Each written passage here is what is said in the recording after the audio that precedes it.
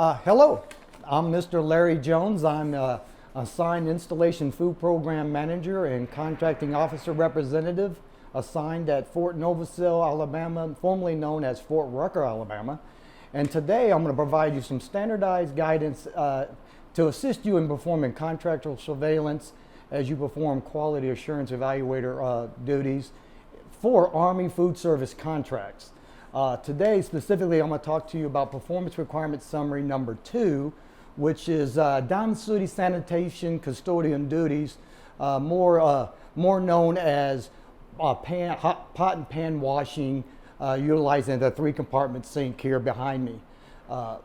One of the things that we need to understand is your performance criteria for this task for a contractor. The overall performance is either rated satisfactory or defective on the day of the evaluation.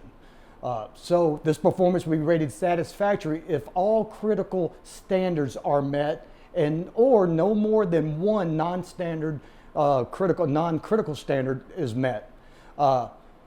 This performance is rated as a defective if all critical standards are not met.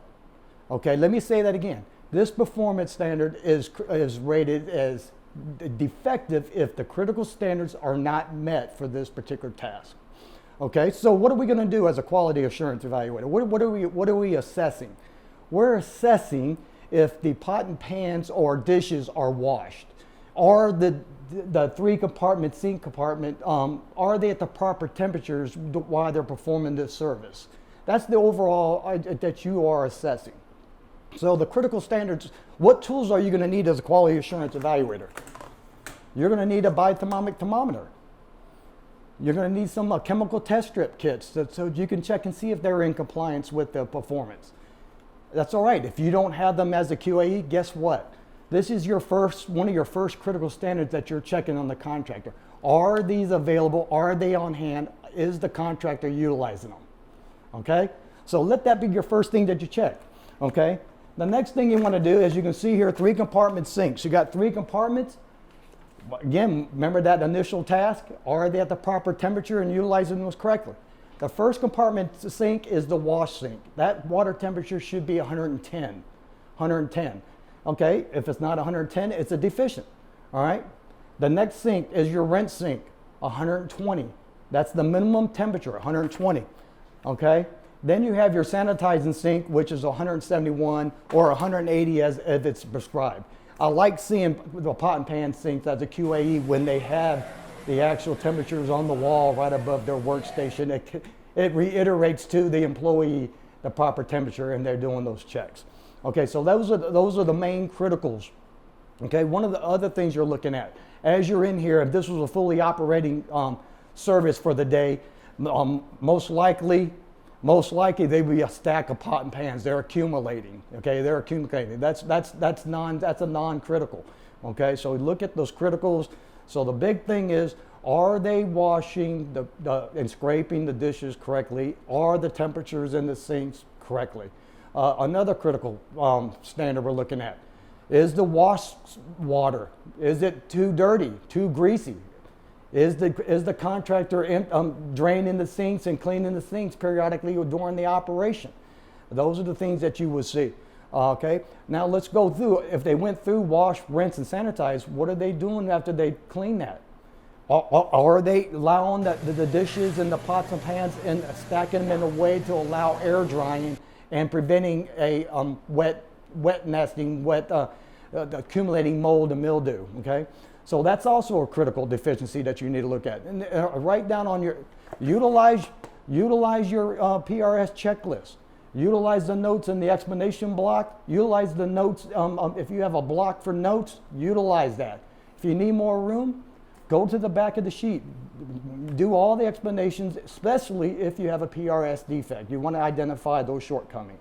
One of the other things we're looking at, are they performing this duty and preventing any cross-contamination? I.e., he's washing, he's got the sanitizing, now they're clean, and he's going right back, getting the dirty dishes and going right back to the clean ones. You got to pay attention to cross-contamination.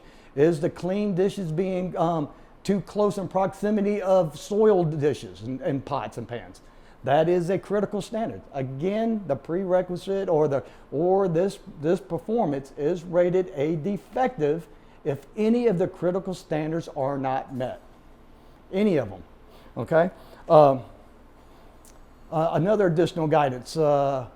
You as a QAE provide your explanation, justification, give all the information you need to give during your PRS evaluations.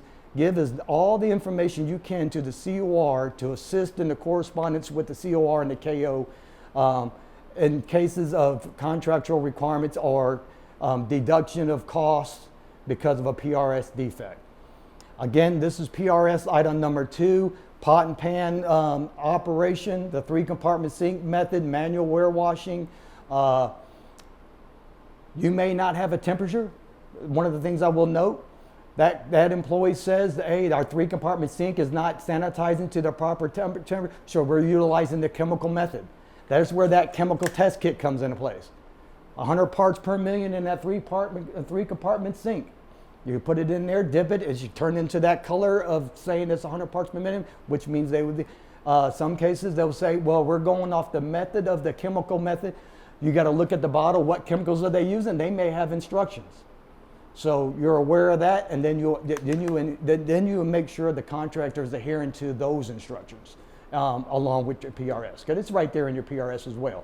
You know, you don't have to go straight by there and say, hey, 110, 120. If they're chemical, then you go off of the chemical method to surveil them on. Okay. Again, this is PRS 2, really short one.